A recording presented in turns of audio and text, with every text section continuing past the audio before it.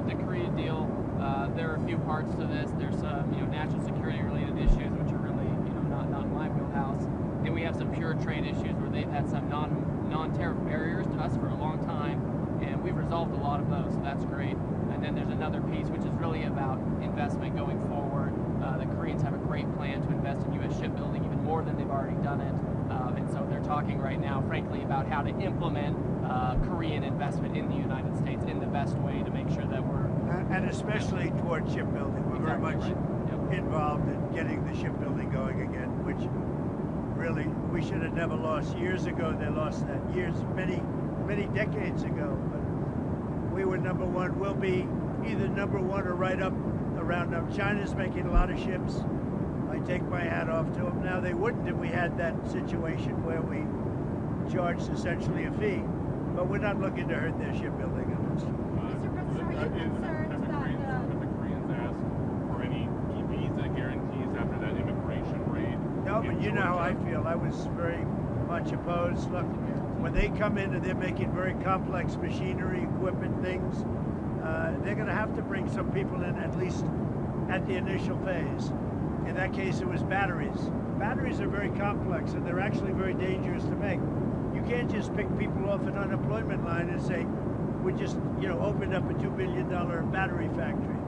So we've got an understanding. And this is with the world. By the way, this is not just with South Korea. This is, when they come into our country, we have a lot of factories being built by foreign interests. When they come in, some of these factories make very, very complex, very highly sophisticated equipment. They've got to bring people in with them for a period of time. They'll teach our people how to do it, but even for a fairly long period of time, they're going to need expertise to be successful. And we're going to let people know, I'm letting them know right now, that when they come into our country, we can expect to see them bring in with them some very talented people that have been doing it for many years. They'll teach our people how to do it. Our people will be just as good as they are within a period of time, and it'll be a phase out. But we want them to bring in experts, and that's the way it is. Mr. President, what visa would they come under, and how long would we're going to have that set. We're doing a whole new plan for that. But what you can't expect, let's say they come in, for instance, we have massive number of chip companies, in particular one, the biggest by far, the biggest in the world, coming in. You can't expect them to make unbelievably complex chips and computers and other things and pick people off the unemployment line that haven't worked in 5 years. But we're going to, so I want them to come in with talented people, and they're going to, it'll be a phase out, a slow phase out. Did I hear you right that you said you were opposed to the way that raid in Georgia was handled? I was opposed to getting them out. And in fact, before they got out, they were pretty well set. But before they got out, I said they could stay. They went, they left, and they're going to be coming back. Right. Did you see the results from the Argentina election? It looks like Milei's party. Wow, what a great question that is. I love that question because that was a big win. In Argentina, I want to congratulate the victor, and he was a big victor, and he had a lot of help from us. He had a lot of help. I gave him an endorsement, very strong endorsement, and it was really unexpected to have a victory of that. Some people thought it would be hard to win, and not only did he won by a lot. So Argentina, that was a great thing, and I give Scott and I give Jameis and everybody, Marco, a lot of credit for that because, we are sticking with a lot of the countries in South America. We're focused very much on South America, and we're getting a real strong handle on South America in a lot of ways, including the fact that we don't want their drugs. We don't want drugs coming into our country, and you're seeing that. You had suggested that you might not proceed maybe with the swaps plan or with the changes to beef purchases, depending on the result of that we'll election. see. We'll see. We're going to take care of, look, we're going to take care of our ranchers one way. That we have two situations. The ranchers for 35 years have done very poorly, the cattle people. They've done very, very poorly, and now they're doing well, but the price is up. So what I can see happening is we're going to take some beef because I have to get the price down. I want to get, most prices are down. If you look at energy and all the, I have things down, but beef is high, and the cattle ranchers are doing good. They backed me from day one.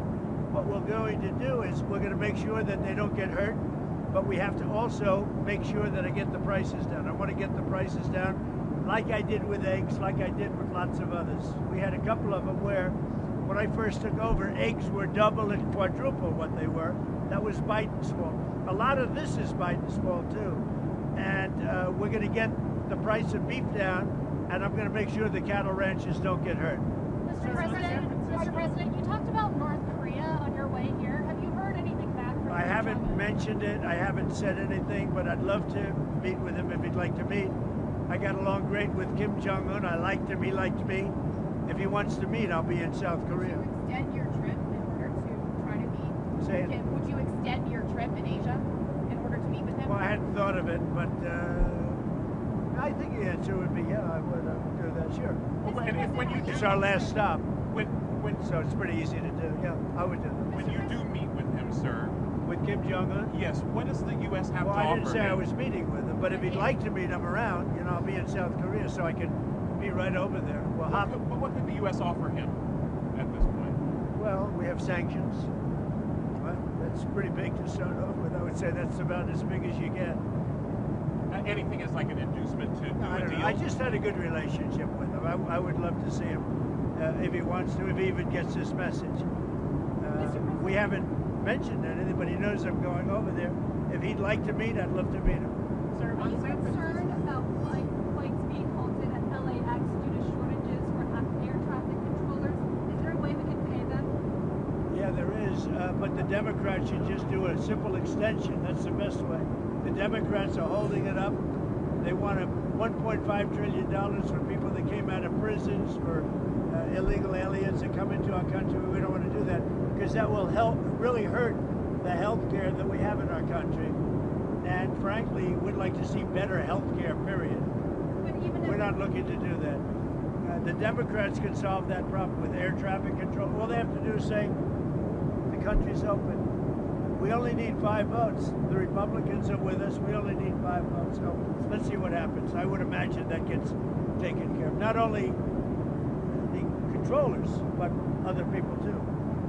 how is your relationship with Elon these days? And is there I think it's Doge good. I mean, you 2.0? saw that during Charlie's beautiful tribute. Elon came home. It's good with Elon. I like Elon. I've always liked Elon. Elon's good. Have you talked to him since the memorial? On and off a little bit. Yeah, very little. Nothing much. Look, he's a nice guy. And he's a very capable guy. I've always liked him. He had a bad spell. He had a bad period. He had a bad moment. It was a stupid moment in his life. Very stupid. I'm sure he'd tell you that. But I like Elon, and I suspect I'll always like him. Sir, what are your thoughts on the continued protests outside immigration centers in Chicago? Well, when people come into our country illegally, especially in terms of speed, the very bad ones, like murderers, because we've had murderers came in through the Biden administration. We have very tight borders now, but we had open borders. Incredibly, we had open borders. What were they thinking? But we have murders. Over 11,000 murderers came in. Many of them murdered more than one person. We want those people out. We want people that were in prisons. We want them to go back to their prison, not our prison. We want them out, and we'll get them out.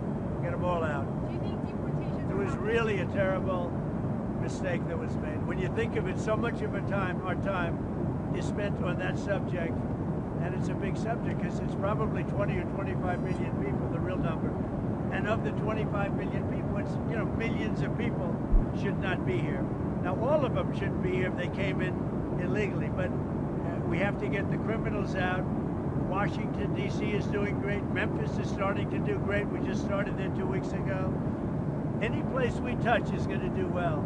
If I were a governor, I'd say, please get your people in, whether it's National Guard or the military. Get them in. Is there a deadline? And as you know, we've been winning those cases. Is there a deadline for San Francisco to get their crime rates down? Yeah, I mean, I'd like to do it, but, I have a lot of very important people that are really into San Francisco that are really trying to do it themselves.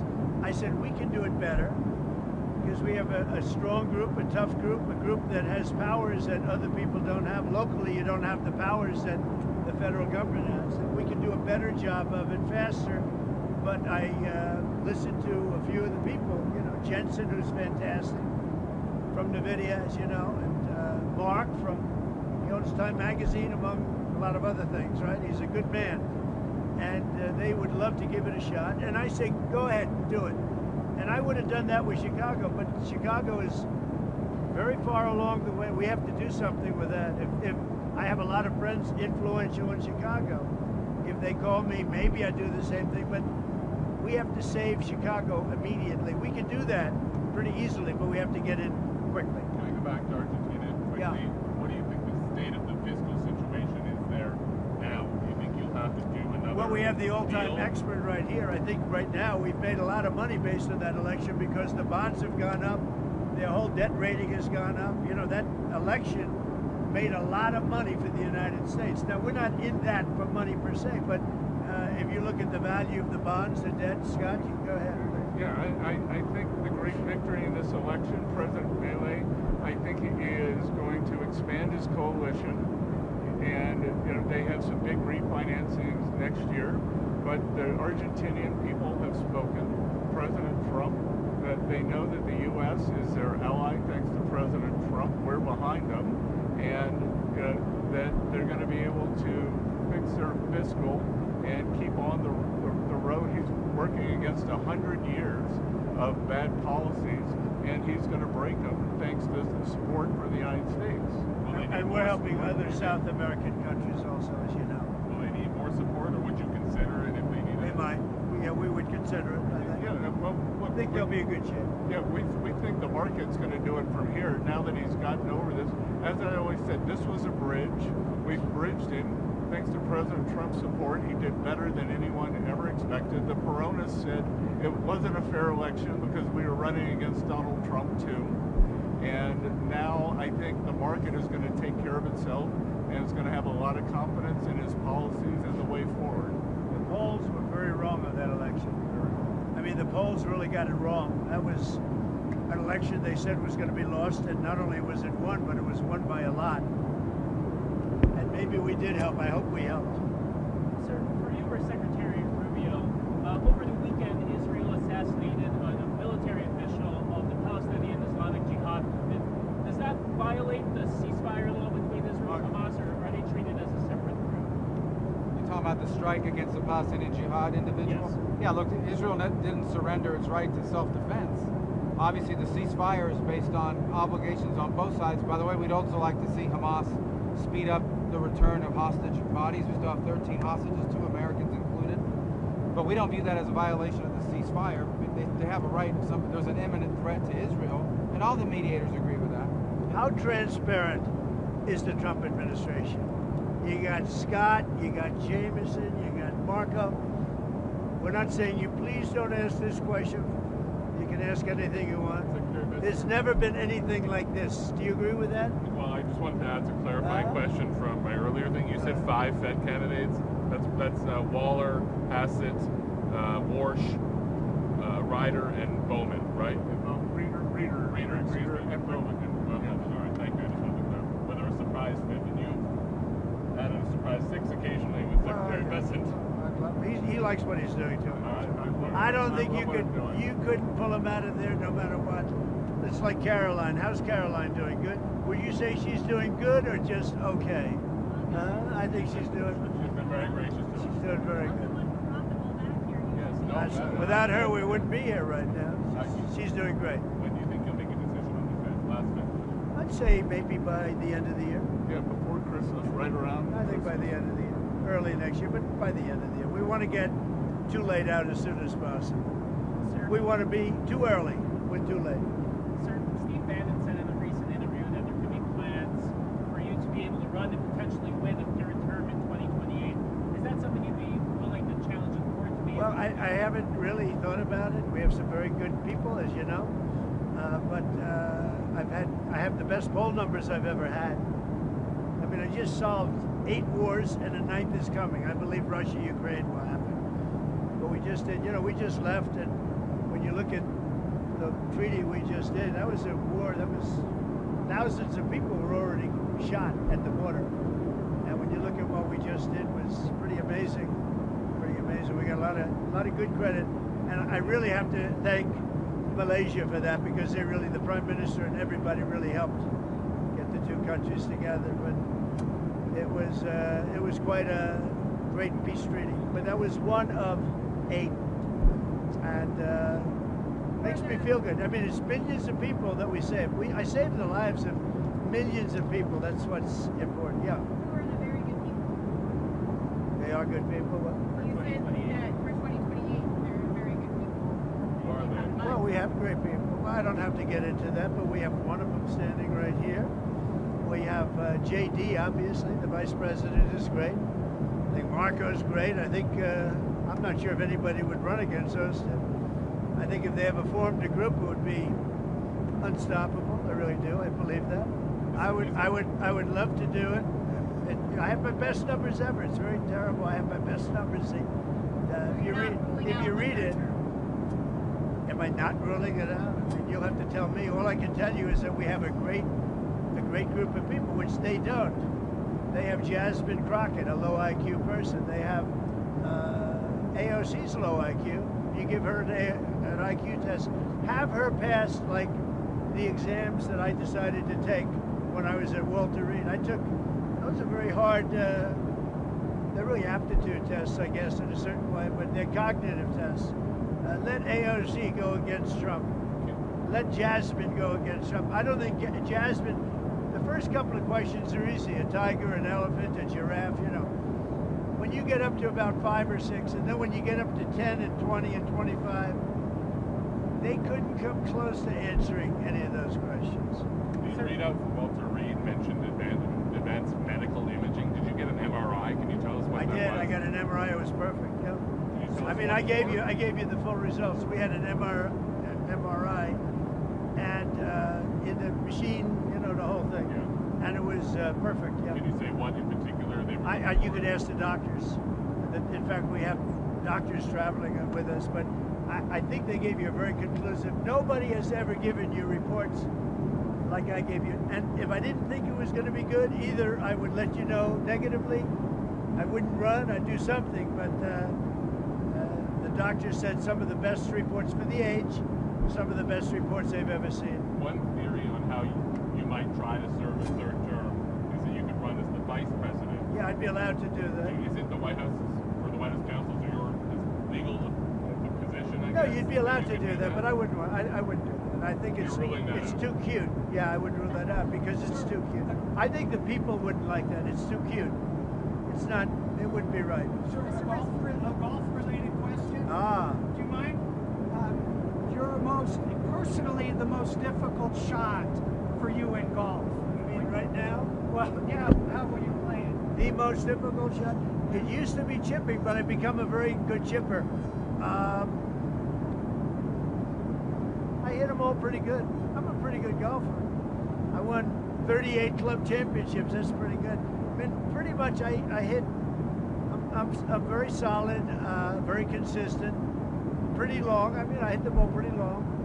I play with Gary Player. You know, Gary's 90, and he shot 70 with me the last time we played, which is pretty amazing from 6,800. Putting is pretty good. Putting's pretty good, yeah. Putting's used to be. I'd say putting used to be the best, but I'd say putting is pretty good. Yeah. Sir, could I ask just one more trade question? There were some tweaks to the Vietnam deal where they're going to have some zero tariff items that can come into the United States. Yeah. Why was that change made? I don't know. That's just there's a handful of things like coffee, etc. The type of stuff we don't make in the United States or grow, like climatologically we can't. So it makes sense if people are going to do a deal with us, we'll give them a good deal there. But overall, 20% on Vietnam. And we want to get coffee down a little bit. So just to clarify, technically that was stuff that was at 20 and now will be brought to 0. Is that? Well, it's just brought to whatever congressional level of tariff there is, right? I mean, this is, you know, we have a huge deficit with Vietnam, and so they've taken down all their tariffs to 0 on everything. All gone. All the non-tariff barriers gone. They're going to accept all our autos, all our standards, all of that. We have 20%. Which, by the way, people said impossible to get. They did say impossible. They're all gone. Yep. And so we just have a few items like that we can't grow or extract from the ground in the United States. Certain spices, right, that we don't grow in America, that kind of thing. How worried are you still about the risk of transshipment through Vietnam from China? So part of the deal, they've agreed to a duty evasion agreement with us, and if we catch them doing it, we can charge an additional 40%, right? On top of the 20? That's right, yeah. And that's an executive order that's already in place. So Do you guys have a very interesting couple of days. We have Japan, and then we have South Korea, but we have China coming, and it's going to be very interesting. I have a lot of respect for President Xi, and we are going to, I think we're going to come away with a deal, but I really feel good. Our country is doing so well economically. It's doing so incredibly well. The Democrats should let it open. I guess they don't do that because it's doing so well. It's too bad, but on the, on the macro scale, it's not having that kind of an effect. We just want people to get paid. We think it's very unfair. And how about the man that put up $130 million to make sure our military got paid? This is You won't tell him? I won't tell you. I won't tell you. But this is a person that called me that said, "Sir, I'd like to make a contribution of any difference needed for the United States military." I said, "I don't know. That could be a big number." And we worked it out. It was about $130 million. And he wrote a check for $130 million because he's an unbelievable patriot. And that's what it's all about. So we're going to have a good time over the next 2 days. Get a little rest. One, sir. I haven't been watching it too much, the World Series. No, I'm disappointed they didn't put Pete Rose in. I said, put Pete Rose in before he dies. He had over 4,000 hits. They didn't do it. And with all the gambling you see now, I mean, give me a break. They didn't put Pete Rose in. I asked the commissioner, put Pete Rose in, commissioner, long before he died. Like a year before he died. They didn't get it done. Should have gotten it done.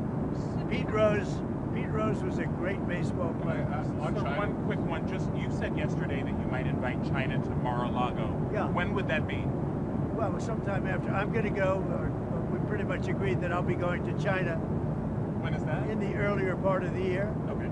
And President Xi will be coming into maybe Washington or Palm Beach or someplace sometime after that. Vietnam said that you accepted an invitation there as well. Do you plan on visiting Well, Vietnam? he invited me. If I can, I will. We have a good relationship with Vietnam. And they've made a lot of money with the United States over the years with presidents that really didn't know what they were doing.